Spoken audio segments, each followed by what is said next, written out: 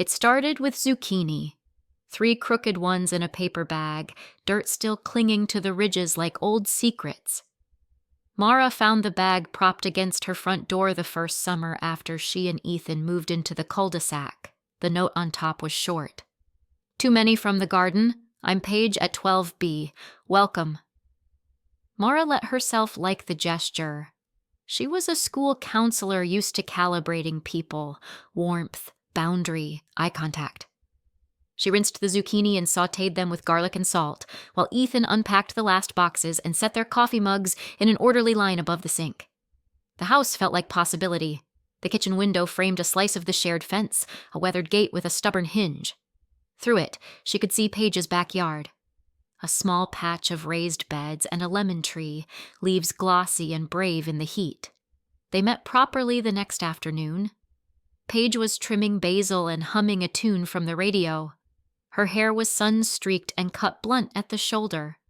Her nails were clean, her smile quick. She asked real questions. What grade levels did Mara counsel? Where did Ethan work? Did they like the neighborhood? She laughed easily, tipping her head like you had said something clever. It was the kind of attention that floats people an inch off the ground. For weeks, they were just neighbors. Wave when rolling trash bins to the curb. Trade recipes for pasta salad and rosemary chicken. Paige had a husband who traveled for consulting and a teenage stepdaughter who came every other weekend. She had a dog that howled at sirens and then napped under the lemon tree. She had a way of making small talk feel intimate. Mara realized later how small the first tier had been. A simple tug on a thread.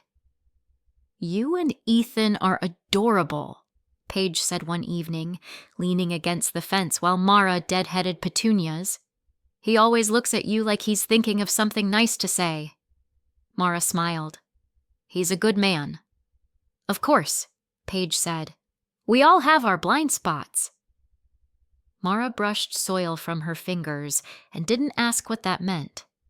It felt like one of those dangling comments mature people let pass, but it landed somewhere and kept echoing.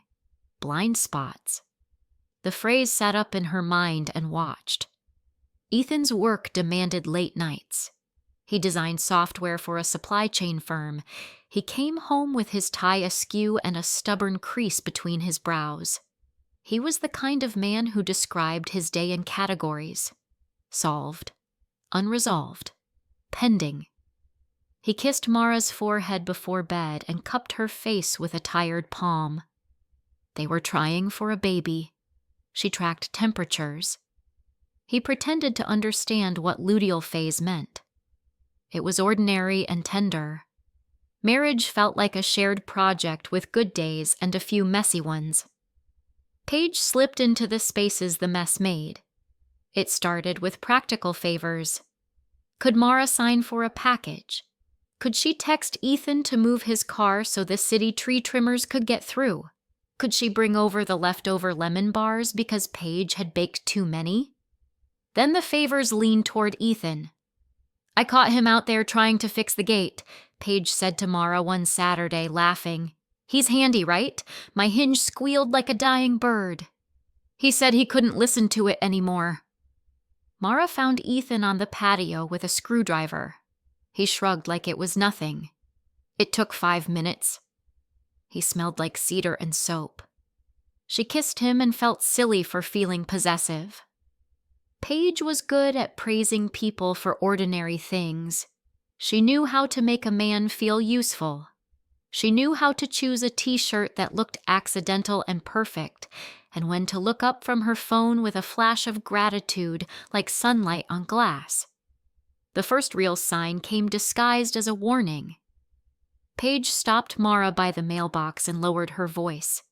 "Hey, I hate to be the one to say this," she said, "but I saw Ethan talking to the new woman on Chestnut, the one with the silver Prius."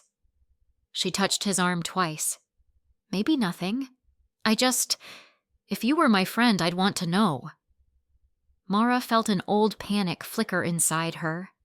She had been 22 once with a college boyfriend who said he was confused about a coworker. Thanks, she said, keeping her face smooth. I'm sure it's nothing. Paige laid a hand on her arm. He loves you. I can tell. But people get lonely. Busy. It's easy to miss each other. That night, Mara told Ethan. He frowned. The Prius woman asked about the HOA newsletter, he said, baffled. We talked for 4 minutes. I don't know where Paige got arm-touching.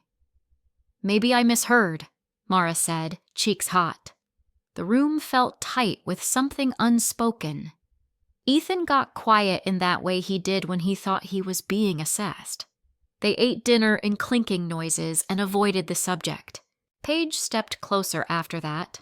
She waved when Ethan came home, then walked over with a question about her sprinkler timer that always seemed to require him to cross into her yard. Mara told herself to be chill.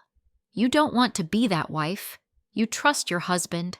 You don't read into a neighbor's t-shirt that slides off one shoulder when she reaches for a hose. When Ethan worked late, Paige texted Mara. You okay tonight? Want to come watch garbage reality TV and mock their hair? I made too much risotto. Mara went over sometimes. They ate out of the same bowl and laughed easily. Paige could be silly. She could tell a story that made a simple grocery run feel like a sketch comedy bit. She was good at sitting too close without feeling like a threat. Mara liked her. That is the part that made everything after feel like a trick wrapped in a gift. Fall came crisp and honey-colored. The lemon tree wore a crown of green fruit. Mara peed on sticks and counted days. Ethan took vitamins. The house settled with its wooden breaths. Paige's husband was home less and less. The stepdaughter stopped coming. Paige called her too cool for us now. She started wearing Ethan's old hoodie that he had left draped on a chair after fixing the gate. Borrowed, she said, eyes bright with apology. It smells like your fabric softener. Comfort stink. Mara laughed. Keep it for now. She said it easily and then felt the sting of the words afterward, like lemon on a chapped lip. Thanksgiving was the first break. It cracked with sound. They had planned to drive to Ethan's parents', 3 hours away, but his boss scheduled a Monday presentation, and Ethan asked to stay back and work through the weekend. We'll go for Christmas, he promised, rubbing his face. I'll owe you. Mara set up a small table by the window. She cooked turkey breast, mashed potatoes, green beans with slivered almonds. She made pecan pie even though she always burned the edges. They ate with their knees touching. Ethan's phone blinked through the meal like a heartbeat he could not control. After pie, he took a call that stretched long. His voice turned clipped. No, ship dates can't move. The warehouse timeline is set. I don't care what Liam said. No, listen. Paige knocked while he was still on the phone.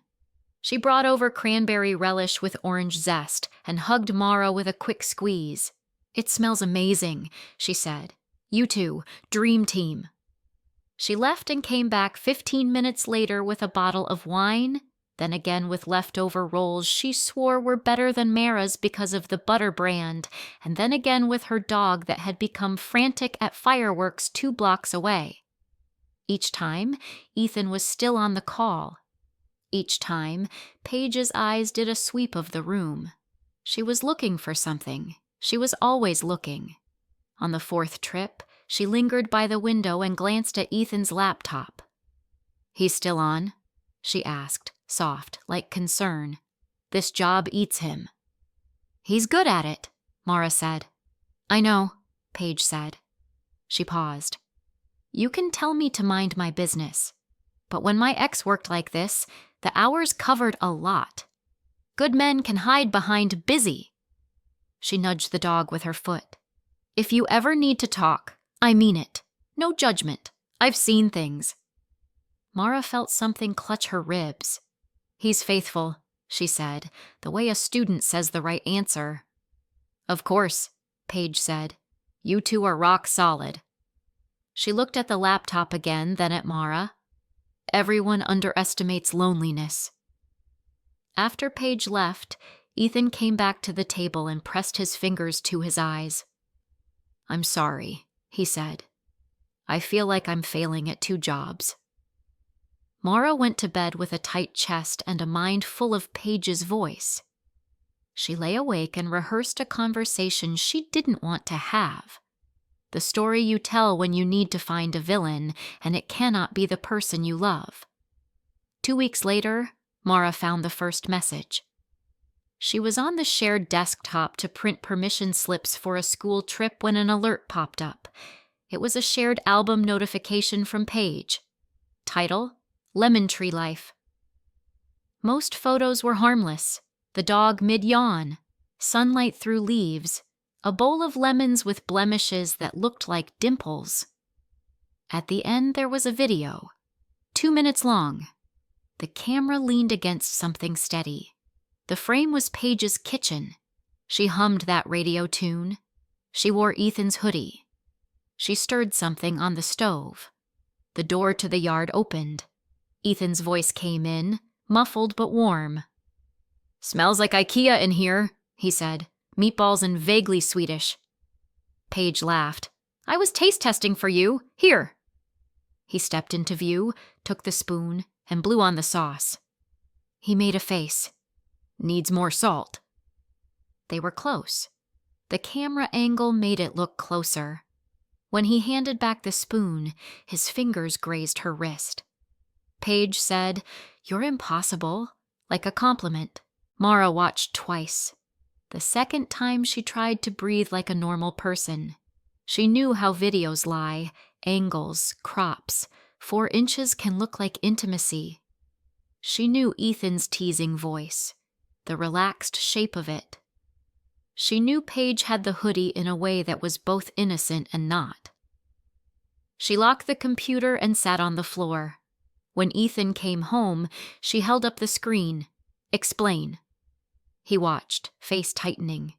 "We were making sauce. She asked for help with the taste. The camera is weird. It's not like that." "She sent me this," Mara said. "Why would she send me this?" He lifted his hands. "Ask her. It's not what you think. I swear to you. I love you. I'm not that guy." Mara believed him because she could not bear a world where she didn't.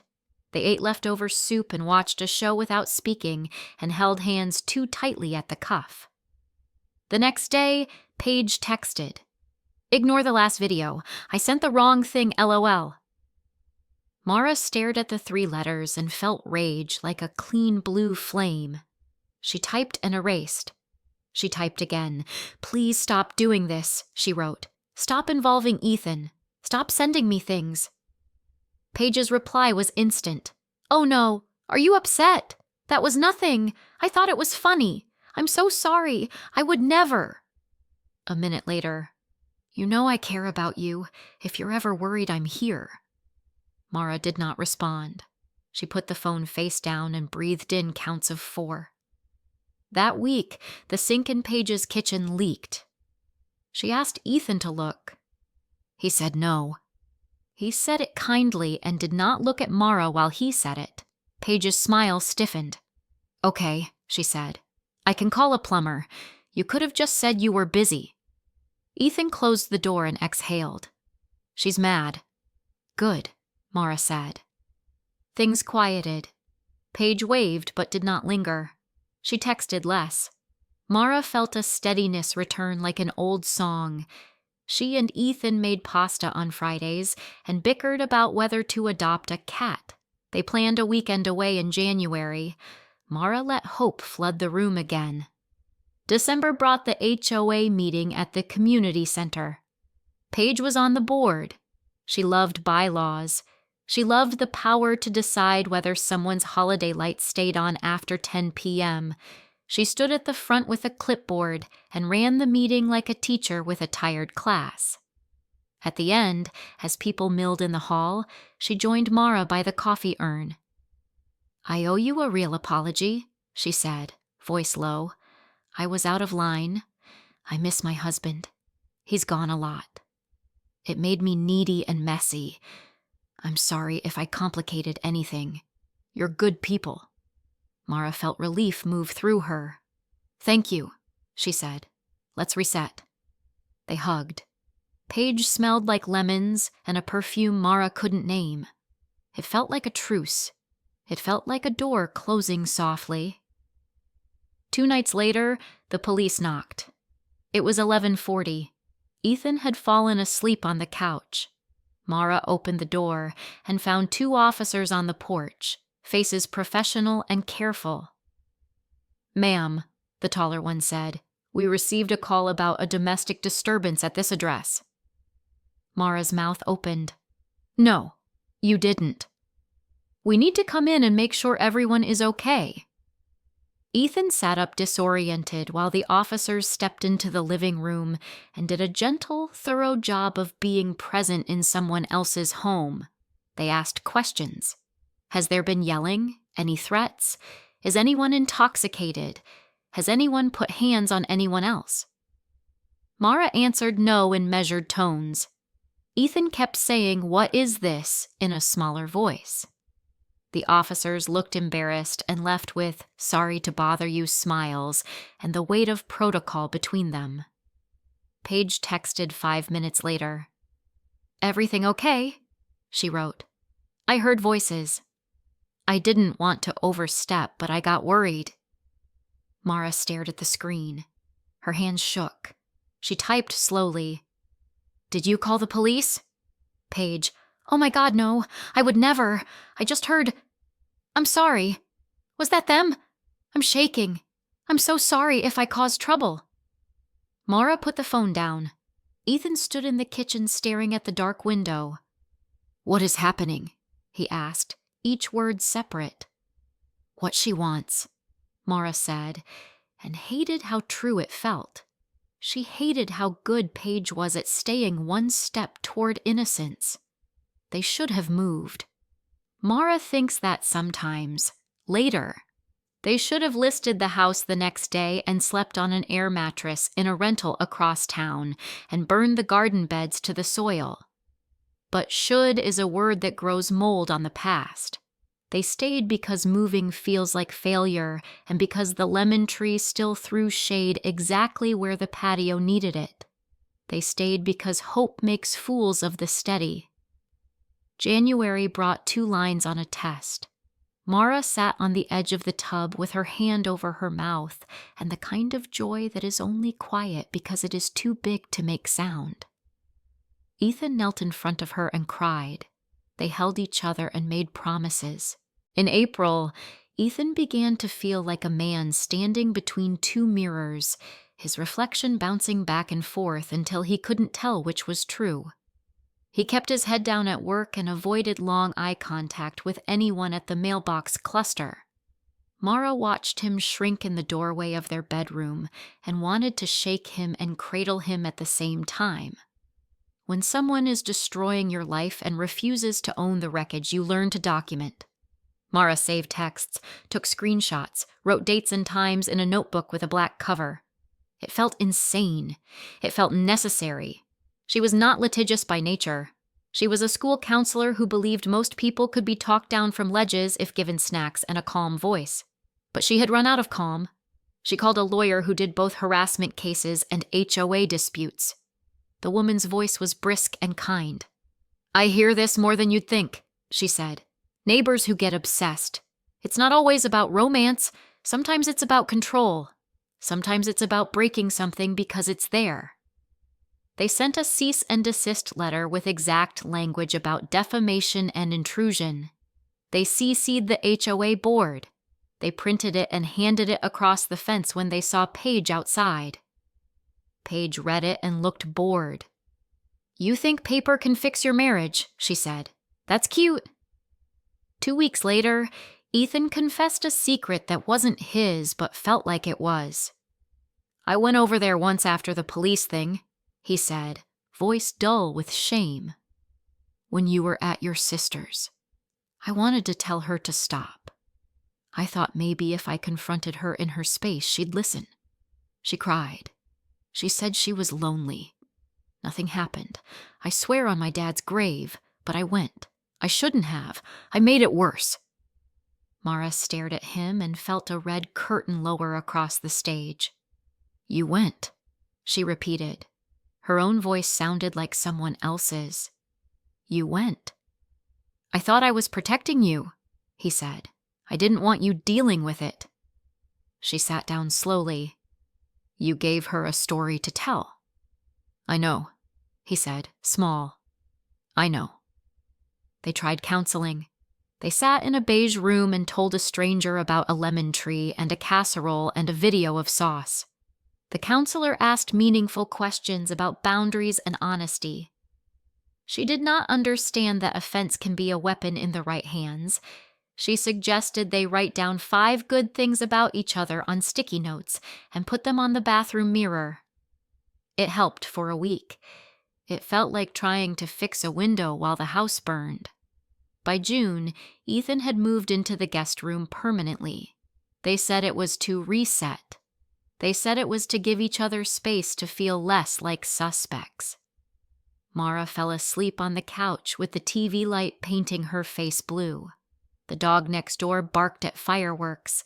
The lemon tree dropped fruit that rolled unevenly toward the gate. In July, a letter came from the HOA about multiple complaints regarding noise and conflict at your property. Mara attended the next board meeting with her lawyer. Paige sat at the front with a neutral face. When the lawyer read out the pattern of behavior, the timestamps, the false calls, the rumors with specific names attached, Paige blinked once. Slow. She raised her hand when it was her turn. "I'm hurt," she said, voice soft. "I have tried to be a friend. I have given them produce and help. Ethan came to me for support. If this is how they repay kindness, I don't know what to say. The constant shouting over there has frightened my dog. I did call once. I admit it because I heard something scary. I will not apologize for protecting myself." Mara stood without being asked and said evenly, "There has been no shouting. I have witnesses and police reports. The only frightening thing here is your fixation." The room went quiet. A man from down the street coughed. The board voted to mediate. Nothing changed. In August, Mara found a second video. It arrived in an email from an unknown address. There was no text, just a link to a shared drive. The video was 2 minutes again. Paige's kitchen, night, the hoodie again. Ethan's face at the edge of the frame, tired and annoyed. "This is ridiculous," he was saying. "You have to stop. I'm serious." Paige stepped closer. "I'm not the one who keeps coming over," she said. "If it's so ridiculous, why are you here?" "I'm asking you to leave us alone," he said. "Then why are you here?" she said again, smiling a little, like she already knew the answer. Mara paused the video and scrubbed backward, then forward. It cut quickly. The angles were too neat, the audio too clear. She could not prove it was edited, but her instincts screamed. The manipulation wasn't even sophisticated. It was just enough to imply what wasn't there. She looked at Ethan. He stared at the table. "I told you I went," he said. "I told you nothing happened." "I know," she said, and she did. It didn't matter. The story was already out there growing legs. The truth was a quiet thing living under the porch, afraid of daylight. They lasted another month. It ended not with a confession or a fight, but with a series of small, practical decisions that together made a cliff. Ethan rented an apartment near his office to shorten the commute. He took half the mugs from the cabinet and most of the socks. Mara told him to keep the good frying pan because he cooked eggs better. He said he'd come by on Saturdays to mow until she hired a service. They hugged standing up, and then, because they had been trained by the world to be neat, they signed papers that used words like dissolution and equitable and property. Paige waved from her yard the morning the movers came. She wore sunglasses. She lifted her coffee cup in a casual salute. When Ethan closed the truck door, she blew him a kiss with 2 fingers and a laugh that only Mara heard. Mara moved through the weeks like a ghost that still needed groceries. She went to work and sat with 8th graders who had crushes on people who would not crush back and parents who didn't know how to be tender. She was good at the listening. She was good at writing down names and making referrals. She was less good at eating dinner before 10. She was less good at her own sleep. She stopped watching the lemon tree.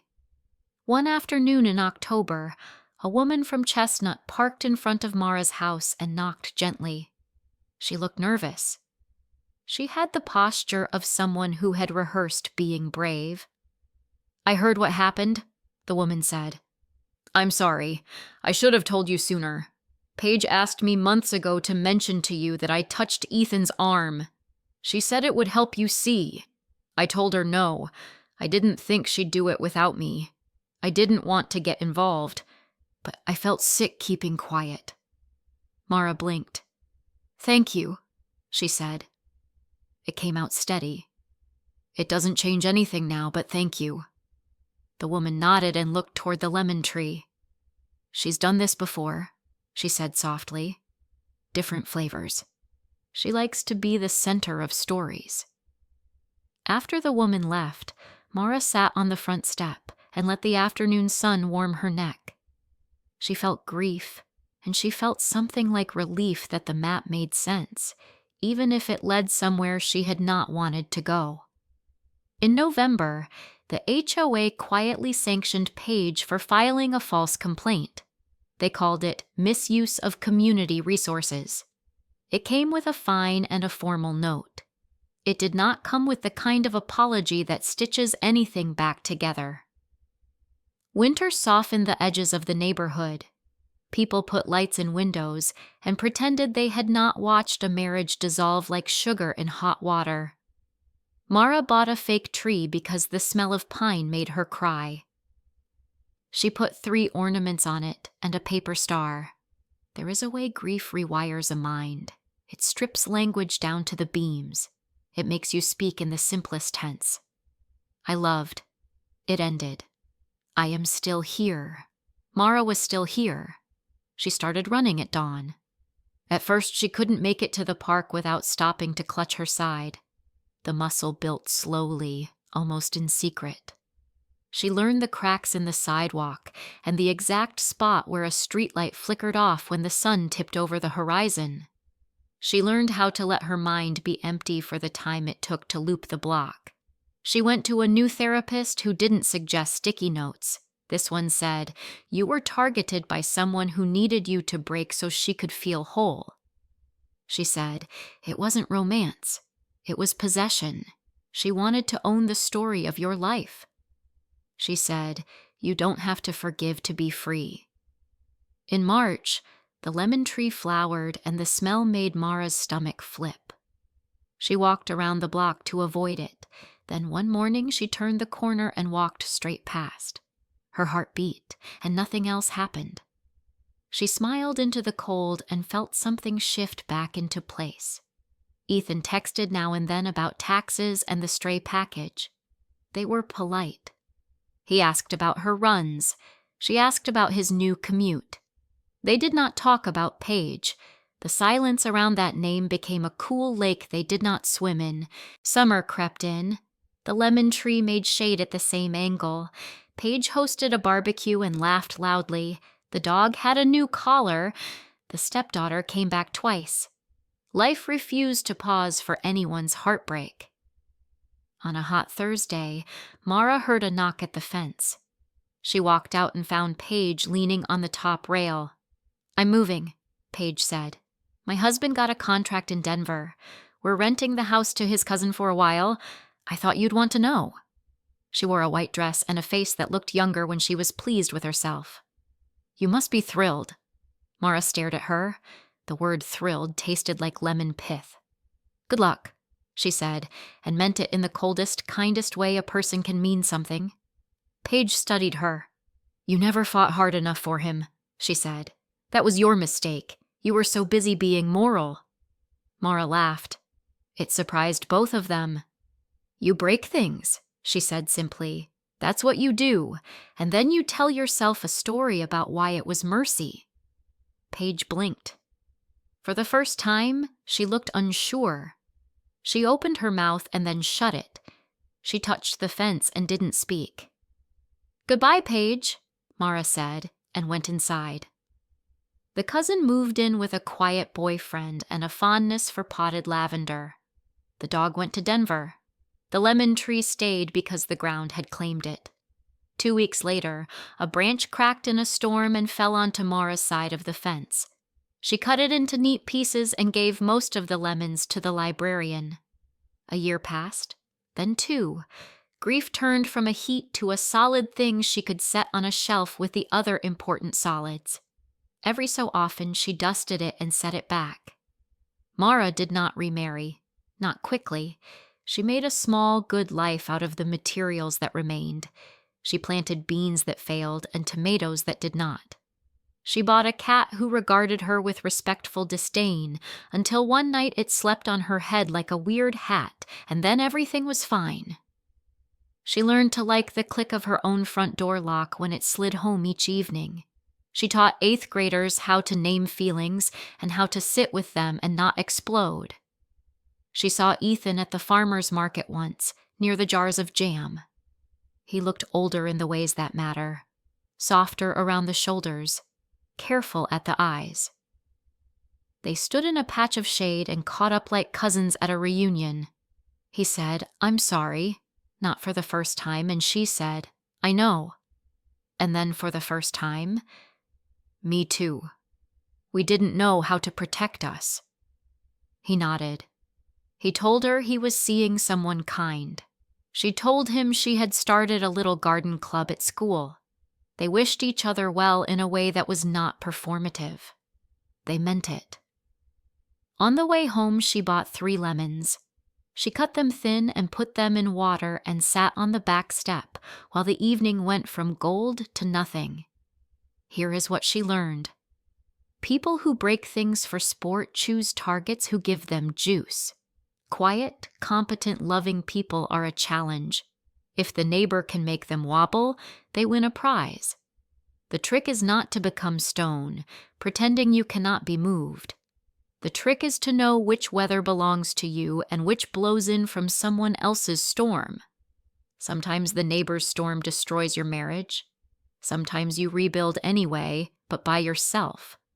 A new family moved into 12B with a toddler who threw chalk on the walkway and a father who whistled off-key while grilling. They asked if anyone nearby liked zucchini. Mara raised her hand. "I make bread out of it," she said, smiling. In September, the cat found a warm patch of sun on the kitchen table and refused to move. Mara ate toast around it and read a book about running. She had plans to take a weekend trip to the coast alone. She hesitated over whether to invite a friend and then decided no, not this time. The silence felt valuable, not empty. Owned. On the morning she left, she pulled the gate shut and heard the hinge groan. It was a familiar sound. She stood for a moment and then fetched the screwdriver. It took 5 minutes to fix. The gate swung open and closed. Clean, obedient, final. She washed her hands, packed a cooler, and took the coast road with the windows down. The lemon tree stood where it always had. It did not care about her life, and that felt like mercy too. On the second day, she sat with her feet in the cold water and thought about the simple truth that had been waiting all along. The neighbor did not destroy her marriage by herself. She started a fire and fed it. Ethan had stacked dry wood. Mara had stood too long at the window believing the flames would learn manners. 3 truths, each heavy, each bearable. She closed her eyes and listened to waves. When she opened them, a child had built a crooked castle at the shoreline and run away. The tide took it without apology. The sand stayed. Mara stayed.